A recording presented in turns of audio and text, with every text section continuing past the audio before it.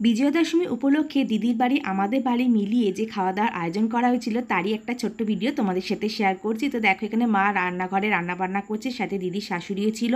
এই দুটো দেখো দিদির বাড়ির পাখি, একটা মেয়ে পাখি ছেলে পাখি, মানে বিদেশি টিয়া পাখি। এগুলো কী কী রান্নাবান্না হয়েছে বলে দিই। গরম গরম ভাত, তারপর আলু ভাজা, করলা ভাজা, পটল ভাজা আর স্যালাড ছিল। এই স্যালাডটা কিন্তু আমি রেডি করেছি। তারপর ছিল দেশি খাসির মাংসের ঝোল লাল লাল, এই রেসিপিটা কিন্তু চ্যানেলে দেওয়াই আছে। সাথে ছিল আমের চাটনি আর মশলাদার পাঁপড় ভাজা। তারপরে এখানে ননি পুতুল নিয়ে খেলা করছিল, মানে দিদি একটা জায়গায় পরিষ্কার করছিল, অনেক পুতুল বার করেছিল, ও সেগুলো নিয়েই খেলা করছিল। তো দুপুর হয়ে গেছে, তো সবাই খেতে বসে পড়েছে, মানে এখানে দাদু বাবা চেয়ারে বসেছে আর ঘরে সৃজনদা বসেছে, মানে সিনেমা দেখছিল, তাই সিনেমা দেখতে দেখতে খাচ্ছিল। তারপরে আমরা খেতে বসে গেছি, এখানে মা, দিদি, শাশুড়ি, আমি, দিদি বসেছিল, দিদি জায়গা পায়নি, দিদি ওখানে সোফায় বসেছিল।